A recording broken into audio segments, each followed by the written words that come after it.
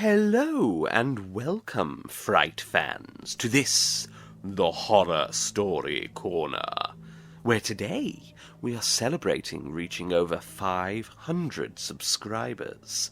Thank you so much to everyone that has subscribed, listened, liked, or commented so far, and for helping this small community of horror lovers to grow.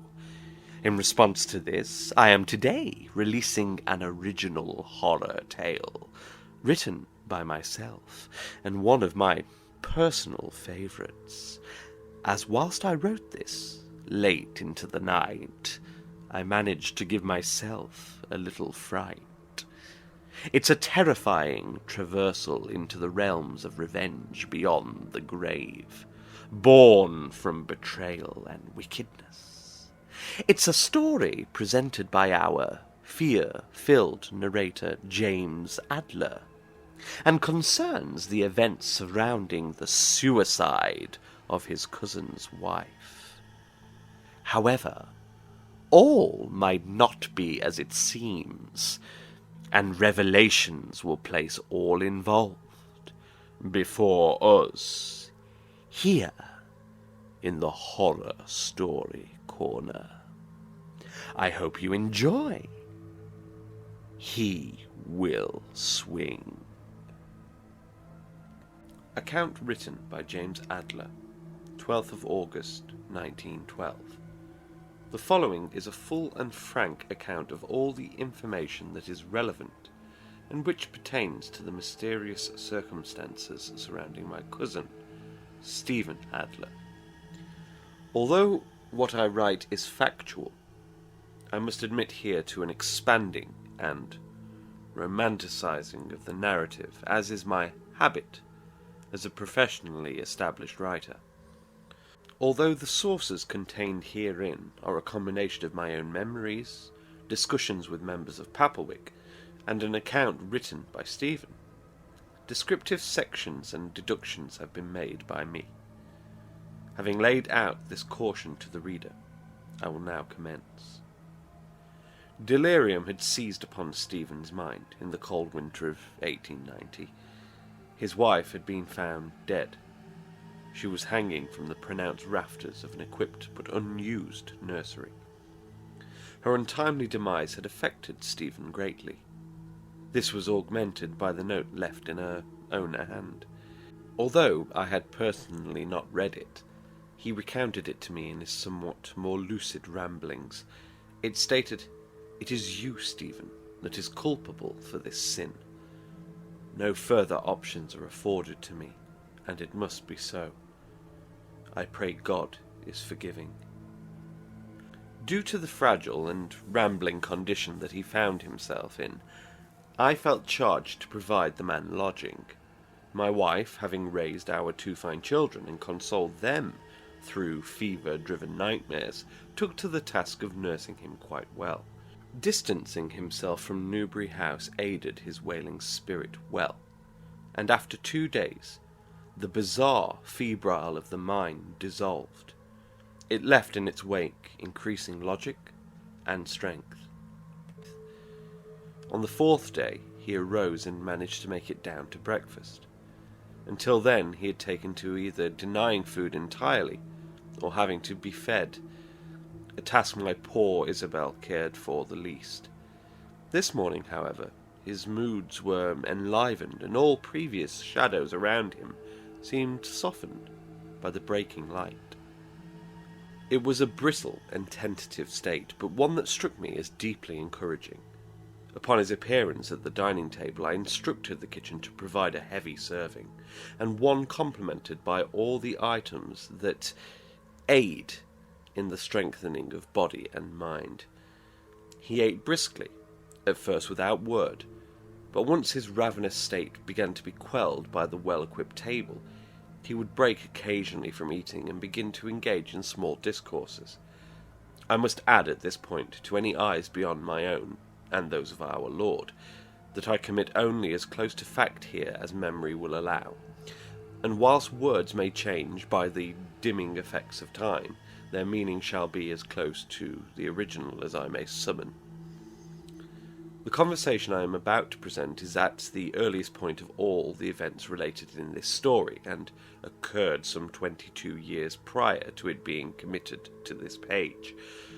Further aspects of this recount are closer to our day, and therefore their prose shall be truer. Our conversation went as such. "What is to be done with regards to the funeral? Has she been seen?" Stephen asked, with a developing firmness to his tone that I admit had me taken aback initially. Still, he waited politely, and once I had assessed his readiness for the seriousness of such a discussion, I proceeded, arrested slightly by caution. "The house has been made up as such, but few have visited her. It is a wicked thing to take one's own life, a sin. There can be no hiring of mourners, and any parade we might attempt shall be slight. None will afford us the horses, and I have enquired at length. At least day burials are no longer out of the question. She can be committed to the earth, and may at least find some peace." My words were purposefully restrained and factually accurate, containing as minimal emotion as possible. I did not want to place any further pressure on Stephen's weakened mind. "A sinner, yes, but also my wife," was his reply, and against my better judgment a sudden flash of fury came into me. When next I spoke, I did so with less logical reasoning. "You say such," said I, feeling a rush of blood warming my cheeks. "But through her deeds she has stained your good name. A tarnish on my own, too." "Suicide, Stephen." "What is good in a name? I have lost my wife, sir. That is all. Names are worthless. A good name will not alleviate my grief."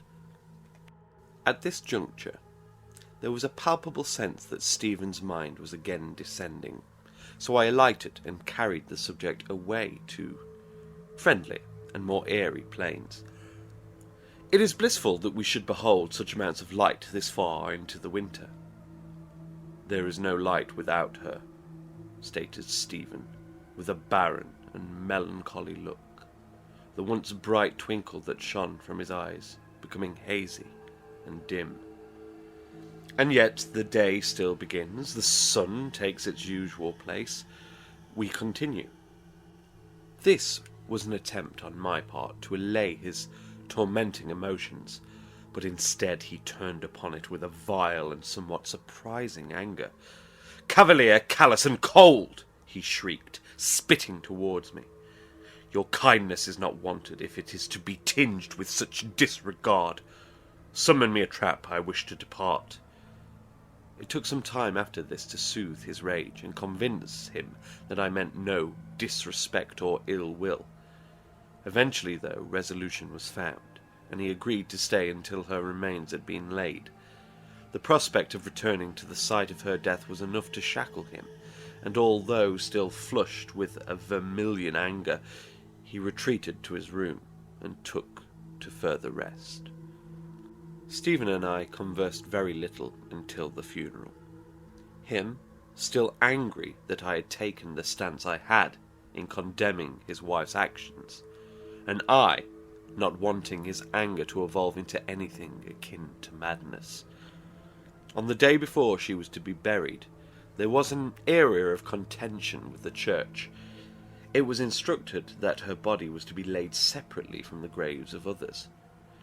There was some discussion around the souring of the ground and the unhappiness of the families of those that already rested there. This tragedy was averted by providing the priest with a heavy purse of coins. However, it did stir an amount of condemnation by the general townsfolk, and further darkened their outlook towards us Adlers. The day itself was bare of visitation, but Stephen took to the task of overseeing the burial of his wife like a man, and I felt pride in watching his stern, unfeeling features. After all was done, I offered to accompany him home. He immediately refused this, and requested distance to allow his true torment to surface. "Are you quite certain," I asked, almost paternally. "You and Isabel have been good enough to me, my dear fellow. I wish to place no further imposition on the two of you. Go home and get some rest yourself. No doubt, whilst caring for me, you too have become tired.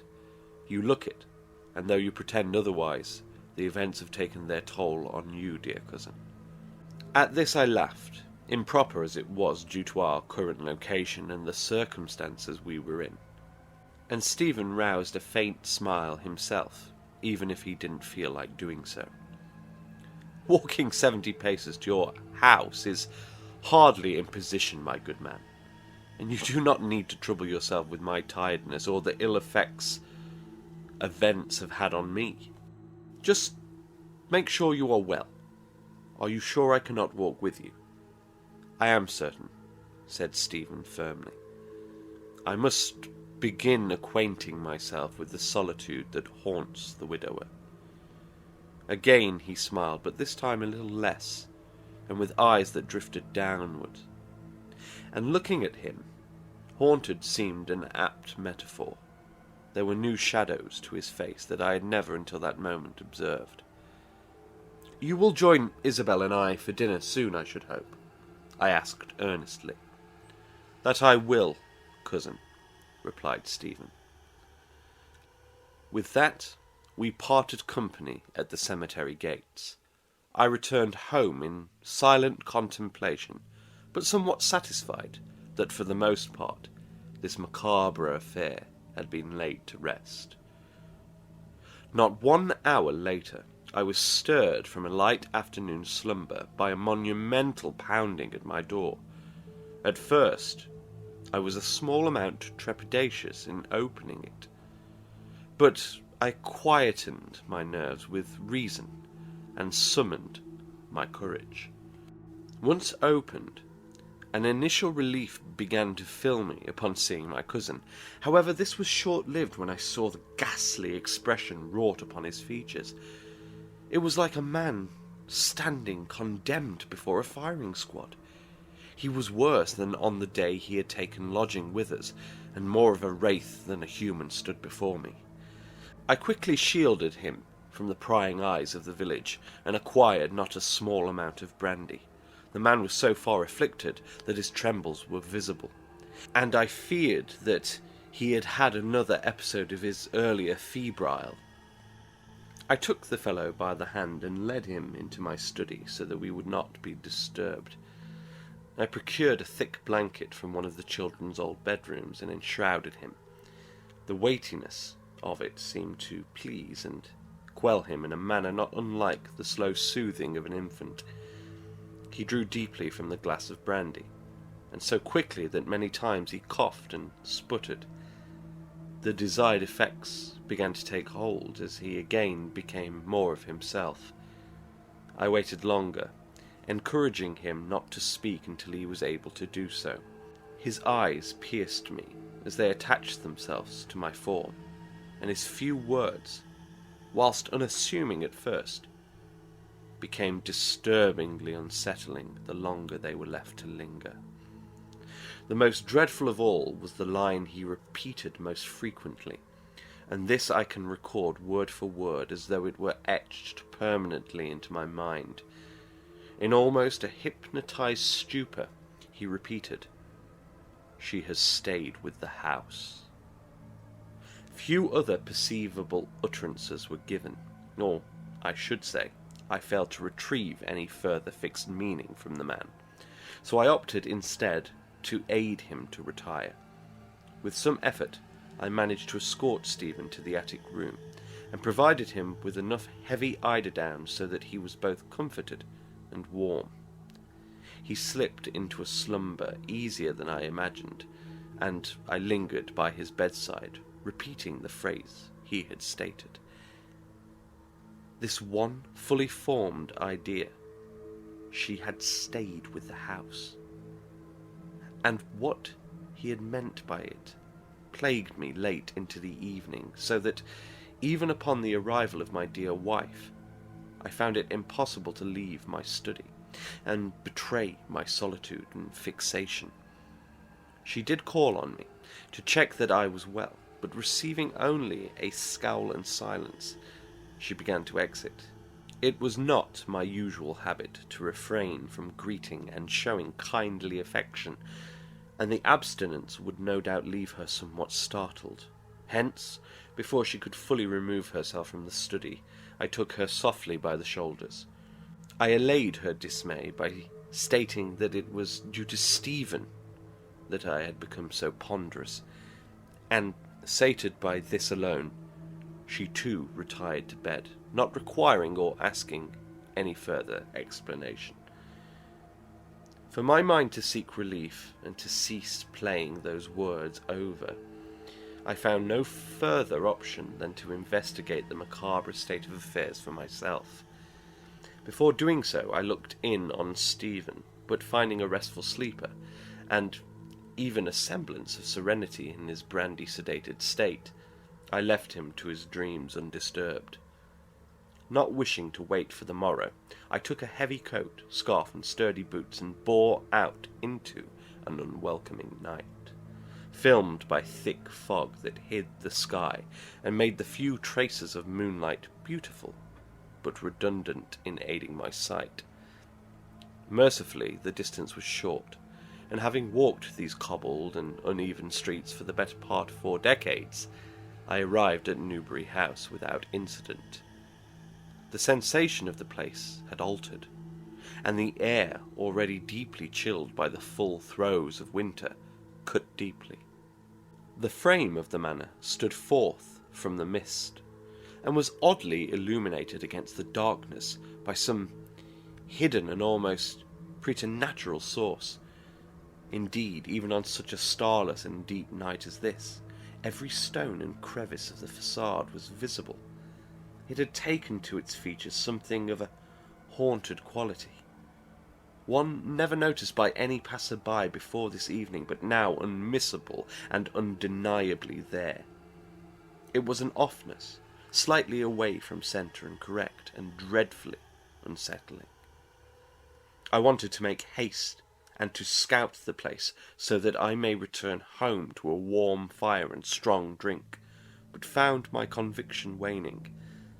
There was no approaching a thing so suddenly ghastly, not if one wished to retain a semblance of sanity. Instead, I kept my heels close to the edge of the pavement, and sought refuge in keeping a distance between myself and the building. However, no matter the distance, I could still hear Stephen's words, and alone, in the dark and the mist, they seemed even more ghoulish. She has stayed with the house. I took a moment to compose my emotions, to steady my nerves, and to remind myself, despite my failing fortitude, that this was reality, and not the fever dream of some horror-obsessed narrator. After quelling myself for some time further, I turned my attention back to the manor. At first I sought shapes in the surrounding land. It was vacant and enveloped in the thickening mist. Next I proceeded to run my eye over the many casements. They were empty and mainly curtained. I had taken my time to expect all but one, and it was in this space, between looking from the penultimate window to raising my attention to the one belonging to the nursery, that my soul was seized by a grave foreknowing. There was an attempt by my own body, I believe, to divert my sight and shield me from what I was about to witness. But inquisitiveness overruled preservation, and my eyes continued on their preordained path. Prior to the moment I am about to relate, I had heard of the peculiar expression of one's blood running cold, but until I saw that figure, I had had no true experience of it. It began as a firm disbelief, but morphed into a thrusting chill that forced all of the air out from my lungs. Then came the odd sensation of wanting to cry, as though within one single vision all illusion of safety and rationality had drained away to reveal a world more bitter, more wicked, Because there, in the unlit room, the one designed to welcome new life, she swung by her neck, hanging from the rafters. One of her hands, so awfully bone-like, clawed at the noose around her rope-burnt neck. The other reached out toward my very soul and implored me to set her free. There was terror, yes, and it was deeper than any I had ever known before. But there was also an unspeakable sense of tragedy. I feared, yet I mourned this poor beast. The pure whites of her eyes showed no hatred, only suffering. But this could not dispel the shock of her presence alone. The fact that she had indeed remained with the house was enough to render me incapacitated and in a petrified stupor. As a momentary aside, I assume you, as reader, question my vision on a night of such overwhelming blackness. You too might question how well I could see the nursery window from my position at the roadside, several meters back from the building.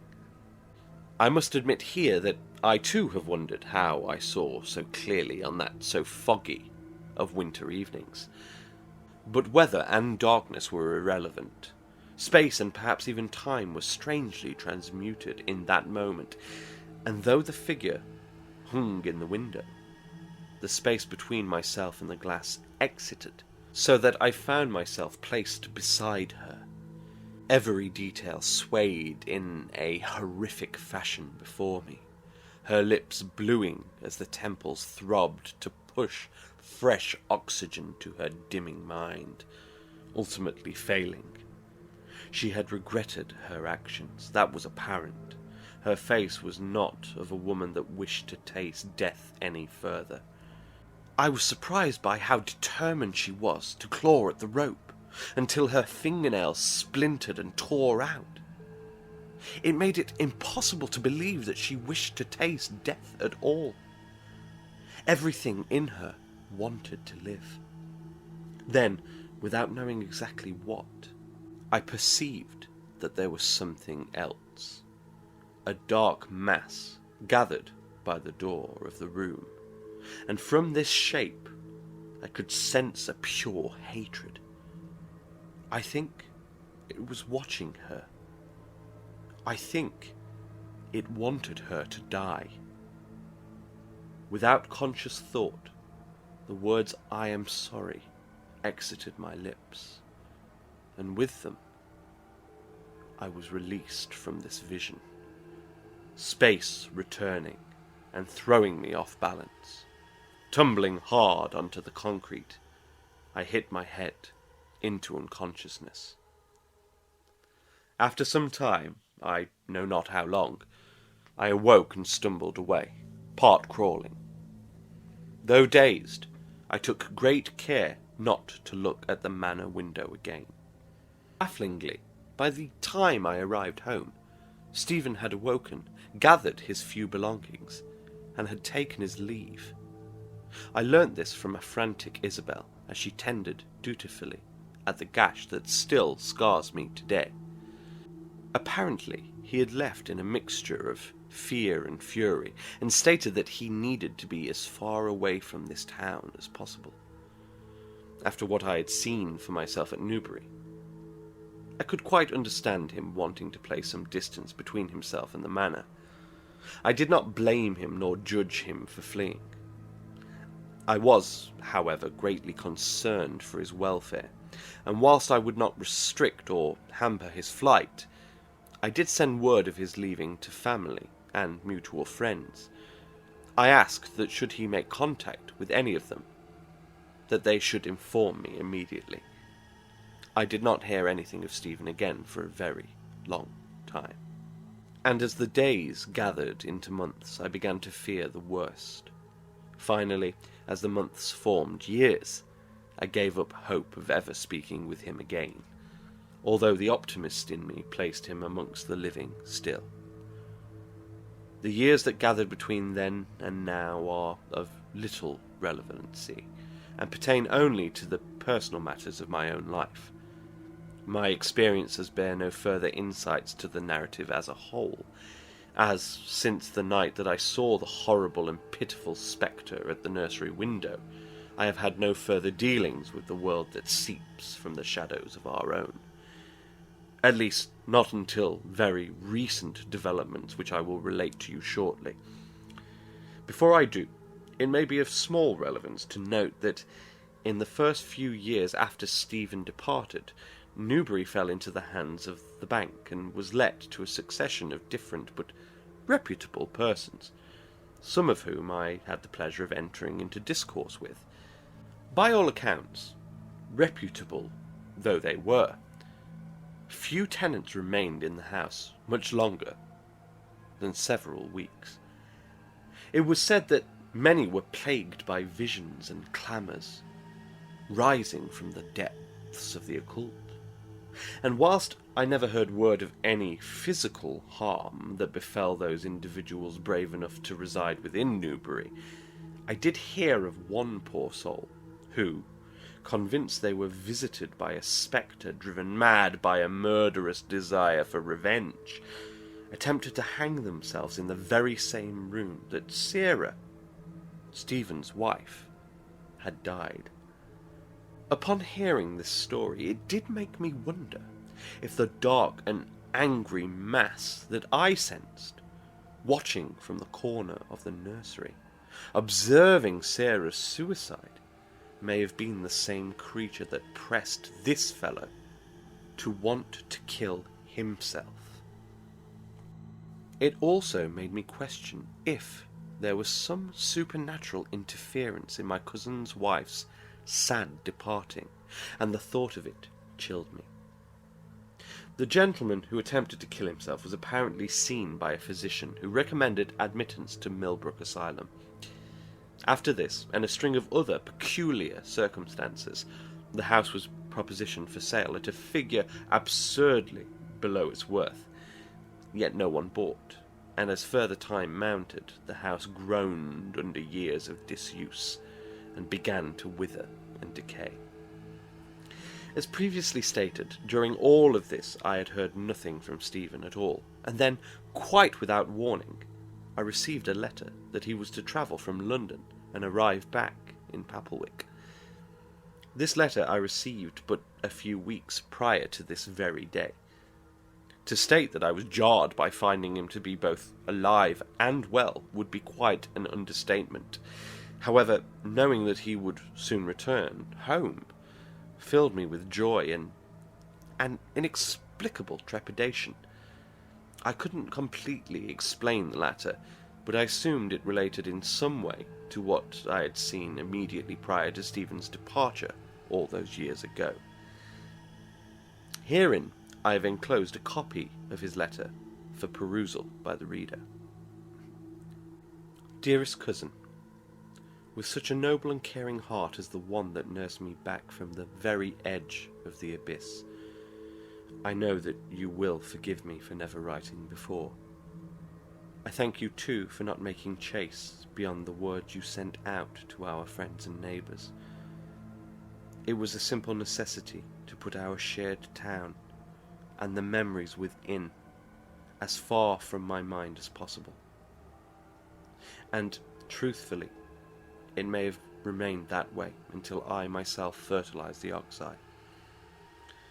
Circumstances have now changed. As you know, I had a penchant for the game of whist, and of throwing my wealth towards the pockets of other men. As such, I find myself with little remaining. Hence, I am counting upon your generosity of spirit once again. If it is suitable, I wish to stay with you and your darling wife, Isabel, who I trust is quite well.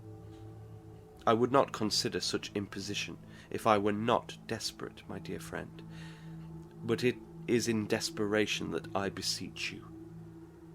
You will find enclosed a return address.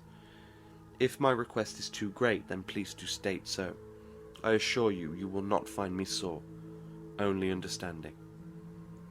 Although it is a terrible thing to me that I must again revisit a place haunted with the death of my darling one, who you know I adored with all that I am. It can only be good that I am again able to be acquainted with my own blood. I hope that you will feel a surge of happiness in receiving my presence, but for now I am, as always, your affectionate cousin, Stephen Adler. From this point we communicated by letter, and for convenience by telegram. I offered Stephen lodging for as long as he should desire it, and he expressed a high amount of gratitude. The last correspondence stated that he was to arrive by hired carriage. He would have taken the train, but due to the coal strike making conveyance by that method a momentary improbability, the former was preferred. It should have taken 2 days.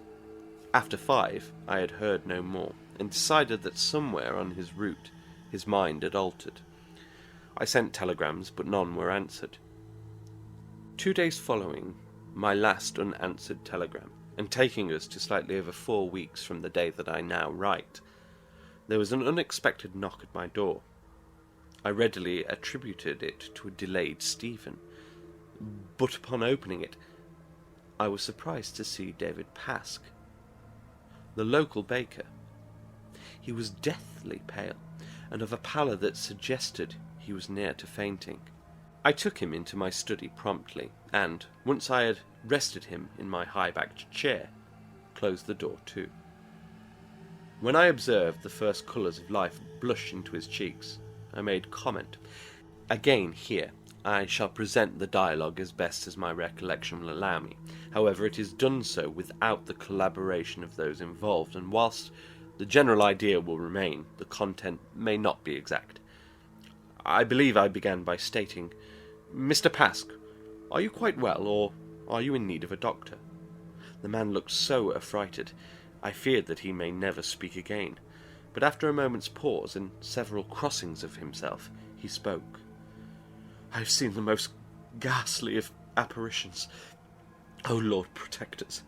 He crossed himself further. "Where, and of what?" Although I knew the answer before it left his tongue. "Newbury," he whispered, and his face contorted at the utterance. I felt the same curiosity of cold blood seize me as it did on the night that I saw Sarah. I had passed Newbury on many occasions since the event, and not one of those times did I dare fashion my gaze so that it may meet the inside of the nursery window. After a time, passing by with bowed head had become my wont, erasing any chance of placing my vision anywhere near that casement. Suddenly, a surging life broke out of the baker, and he clutched undignified from his knees at my sleeves. "You must come with me. Come with me to Newbury this instant. There is a darkness about the place which you must see," the baker preached, almost as a vicar in sermon. "Was it her?" I inquired, wishing not to have my question answered. "Her? No." At this, David seemed taken aback and slightly puzzled. "It is him, your cousin, James. It is Stephen." With this revelation, my own fear dispersed slightly, so that I became more acquainted with the need for action. "Is Stephen hurt?" I inquired, but did not provide enough room for an answer. "I will go with you, David, although that building is one that I have wished many times were rendered to fragments. It is a place that I knew some day I would have to return to. Is Stephen waiting there? Is there some mischief afoot?" "He is dead," the baker placed quietly and simply. "Dead?" I pressed, with an abruptly frantic tone. "He swings from the same rafter as his departed wife." I felt my own colour slip. For years, nothing. Perhaps even with my optimism, imagining that he had already met his own end, and then hope of reconciliation before news far ghastlier than mere death. 2 suicides and 1 attempted suicide, all in the same manner, all in the same room. It was too much for a gentleman, and I admit here that I descended somewhere below full comprehension of the events taking place. It was my Isabel, who had in later years adopted a particularly strong and calm manner, that managed to rouse and level me. Darling, darling, it is so terrible and so shocking, but your strength is needed now more than ever, she entreated. These words echoed around until they gained a semblance of meaning, and then that meaning bore acid within me until I found myself stood, and almost fully together. I am sorry. Perhaps the constable was the correct course of action, the baker said, still white, and with shame lowering his brows. No, you were right to alert me, but the constable should be informed, I stated. This needs to be properly investigated. I shall accompany you. I was earnest in this resolve. You will most certainly not. The shock of such could kill you, Isabel countered. Alas, perhaps you are right. I feel my age. It is weighing heavily at this moment. David needed to hear no more, and though still in shock himself, he set about quickly in reassuring me that matters would be taken care of. I sat, redundant, and allowed Isabel to provide me comfort.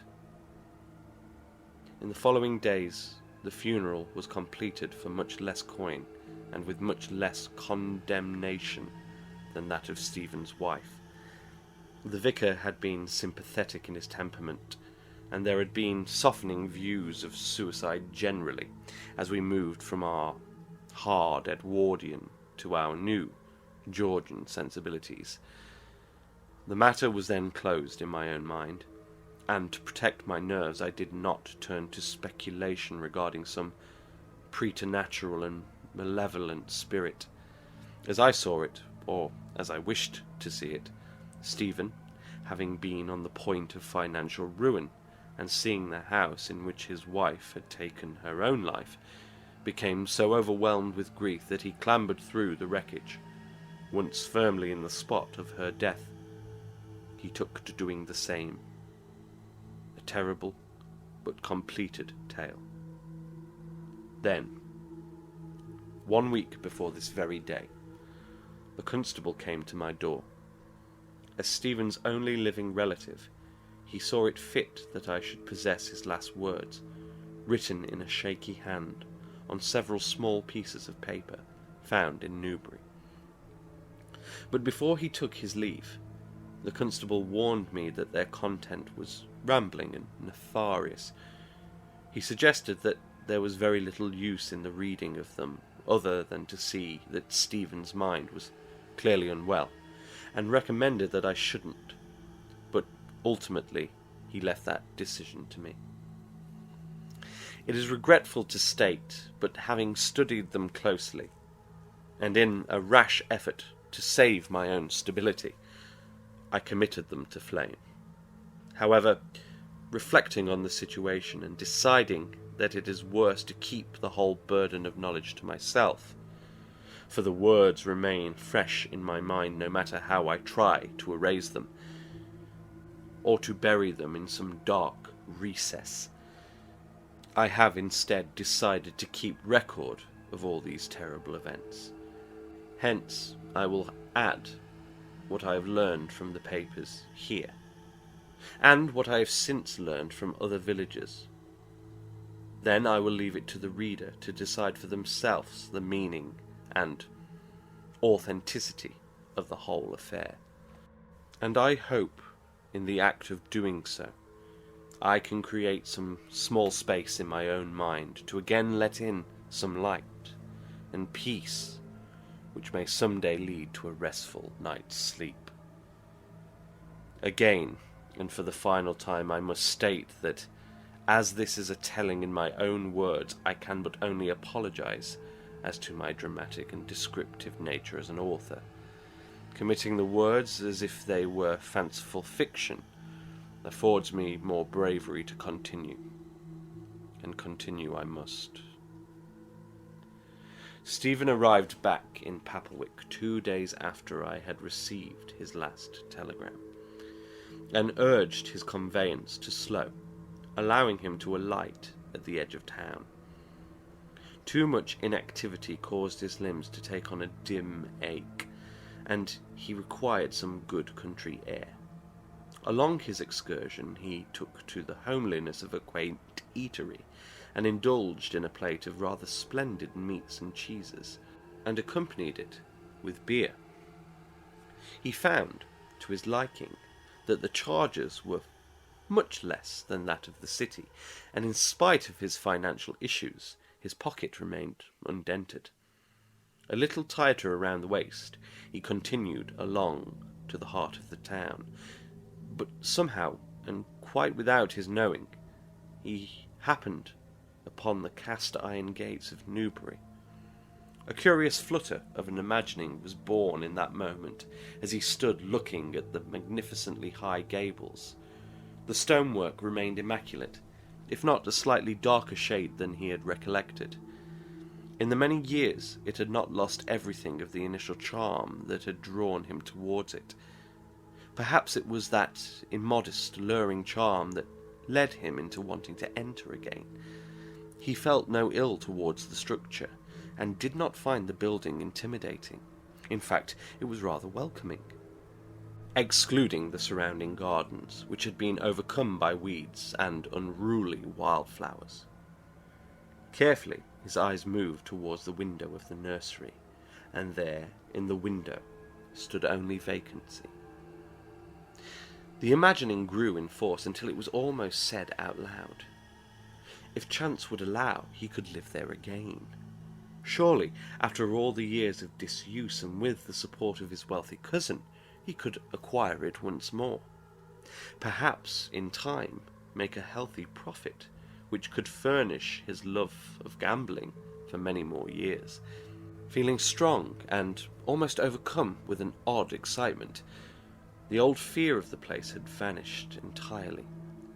After all, what could there be to fear in the dazzlingly bright beams of summer which surrounded him?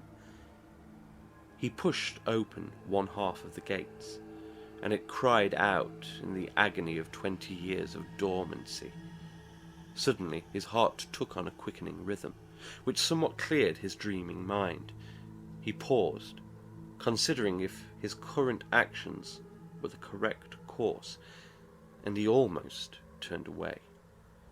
But the smiling sash windows and the pleasant air of the place took him. There was an inviting scent carried on the delicate breeze, and, though he believed it was mainly thought rather than material, there seemed to be a quelling song entering his mind and drawing him forwards. He moved through the gate and up to the grand door. It was ajar, and in that short moment there was a final swelling caution that tried to pull him back. It tried to send him towards Isabel and myself. It tried to send him to safety. But it was ignored. Inside, it was a thoroughly different state of affairs. The open door had allowed months of weather to distress the house, leaving only a remarkable shell with ramshackle and sodden innards. It was hard to see through the dimness. Thick dirt had buried itself along the insides of the windows, and permitted no telling as to the time of day. It became dimmer still as Stephen heard the tall, heavy door thud to a close. He turned to it, and banged himself against it, fumbling at the handle to no avail. It remained tightly closed. Defeated, he turned back to face the hallway. There was no sense of charm in the place at all any longer, and instead it was replaced by a foreign, searing unease. Then, and with an almost complete certainty, Stephen felt that something there meant to cause him harm, and he turned about again to face the door. Strangely, and although Stephen was able to move about the rest of the house as freely as any man, as he approached the door, he felt the air thicken to an almost sludge-like consistency, so that when he was in reach of the handle, he could move no further towards it. Moving away, the imperceptible force relented, and thinking it just a fancy of the mind, he attempted to make the door again. The peculiar sensation ceased for a second time, and a third, before Stephen could make no mistake. Something was restricting his escape. He was trapped within the manor.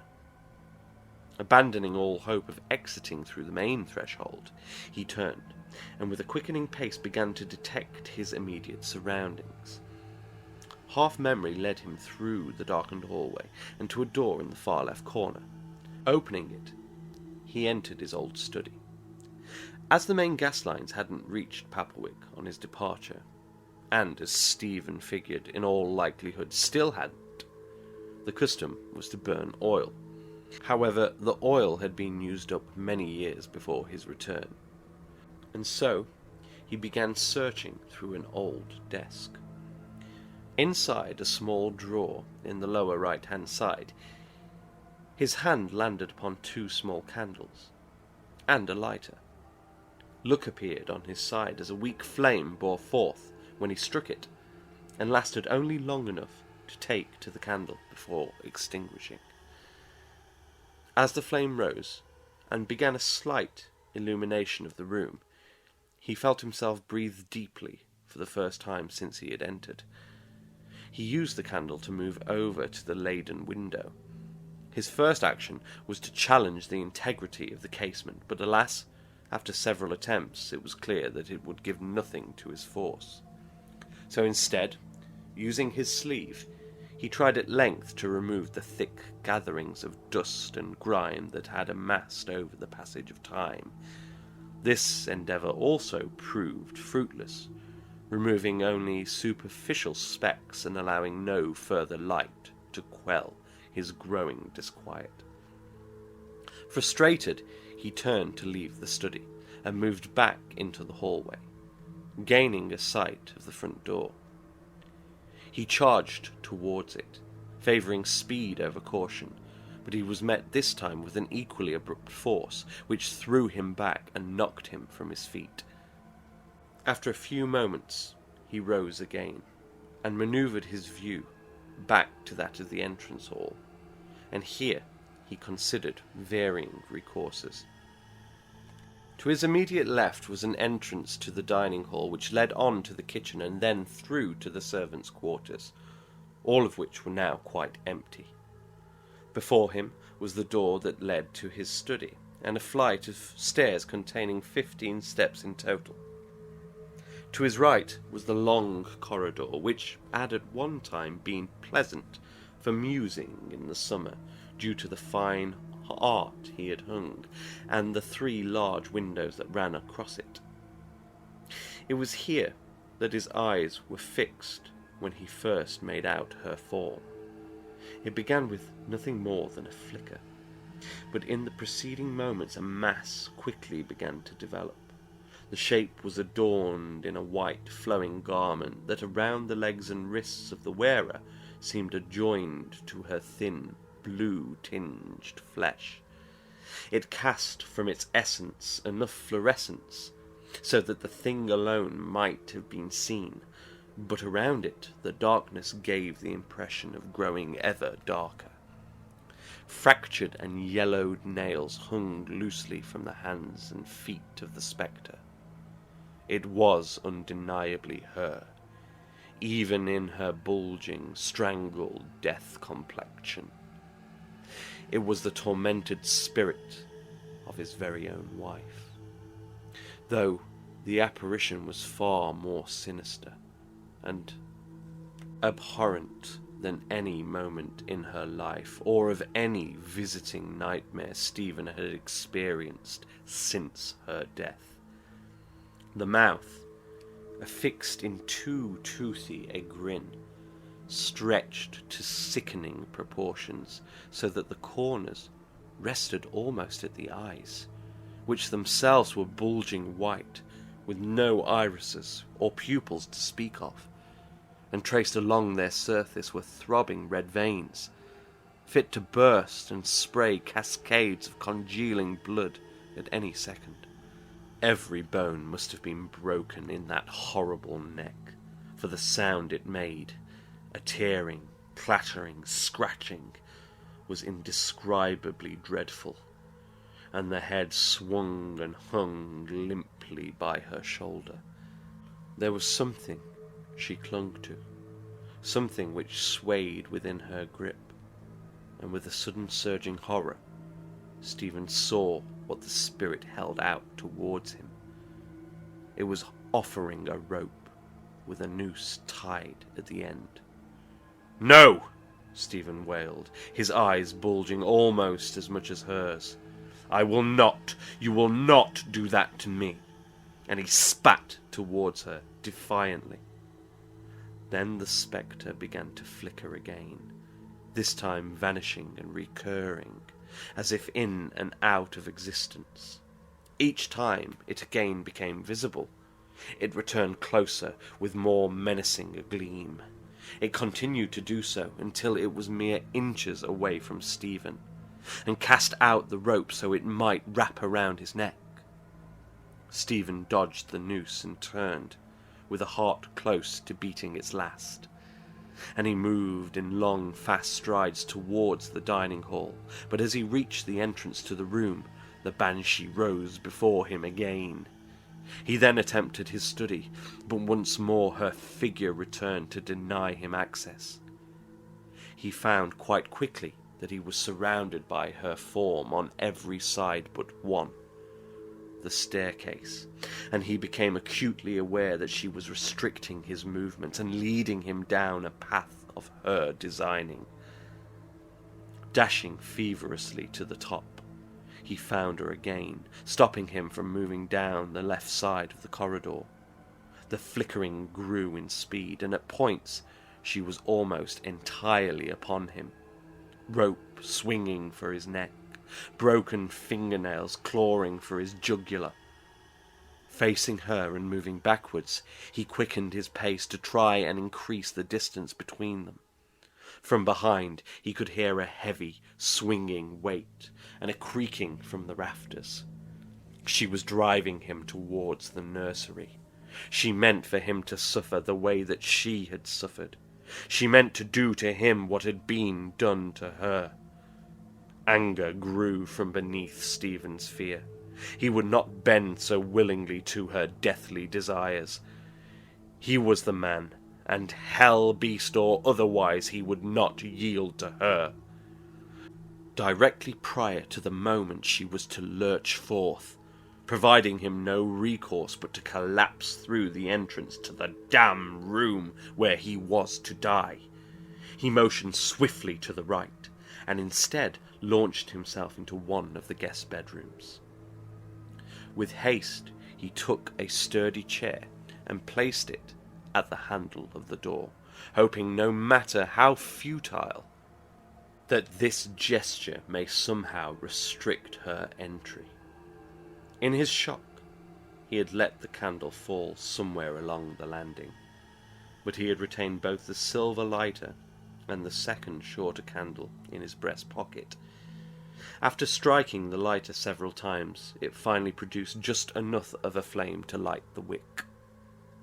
It was in here, and by that small, dying light, that he managed to gather some papers and writing equipment from an old writing bureau, and on those papers he documented what I have here elaborated. There were 3 more entries in his hand, beyond which I have already related, and here I may record them precisely. The first said, "My confession." However, no confession was ever given chance to manifest. The second, and in slightly rougher, more jagged lines, but still notably his, were the words, "My candle is extinguished." The final entry read, "She is in the room." Stephen wrote no more. But there is something besides, something that causes my mind the most trouble, and allows credence to his dreadful words. Amongst the small bundle of papers, there was one more sheet, a short piece, but not of Stephen's hand. The writing was quite different, and there seemed to be some rage contained within the strokes. In presenting this last element of the terrible affair to the reader, I hence put my mind to it no more, and upon submitting this story for publication, leave it for those more capable of delving into the realms that turn mortal men into quivering wrecks. It read, "I only wished to be unbound from a hostile and untrue wedlock. He only wishes to leave this house, but he will swing. He will swing. He will swing as I swung." Well, well, well. It seems there was more to poor Sarah's demise than meets the bulging eyes. And what of Stephen? Well, I'm sure he's still somewhere in Newbury. Maybe he's just hanging around. Regardless, it seems that he has received his just deserts, and is now forever a member of the darkest regions of the Horror Story Corner. Let's just hope that it's enough to let Sarah finally rest, lest she remains, waiting until the day that she may take out her murderous revenge on any man who has wronged a woman and is dreamily drawn through the cast iron gates of Newbury House. Until next time, fear fanatics, and as always, sleep well.